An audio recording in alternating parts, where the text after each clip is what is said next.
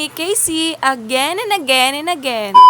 So, for today's vlog, magpo-food trip nga kami ni ate. Naghahanap nga kami kung saan nga kami kakain. At ang sabi ko sa kanya, pumunta nga kami ng 7-Eleven at bumili kami doon ng ice cream. At dito nga guys, naghahanap nga kami kung ano bang flavor yung bibilin namin. Alam ko ube ang kukunin niya, pero sabi ko ayoko ng ube. Ang dali ko kasing maumay sa ube. Kaya ang sabi ko sa kanya, mango na lang or kaya double dutch. Pero syempre, mango yung kinuha namin dahil wala naman siyang choice. Ako ang masusunod. Char! Naghahanap nga kami dito ng mabibili ng street food. At nakakita nga kami dito ng Kais. Kasi wala nga kaming makitang isaw sana. Ang sabi ko sa kapatid ko, ang sarap mag-fresh tsaka milk tea ngayon. Naghahanap nga kami dito ng flavor ng milk tea kaso wala yung gusto ni ate. Sabi niya ayaw niya na mag-order pero ako nag-order ako. Ay bahala siya. Uy, basta ako gusto ko ng milk tea and fries. Damn! Fries,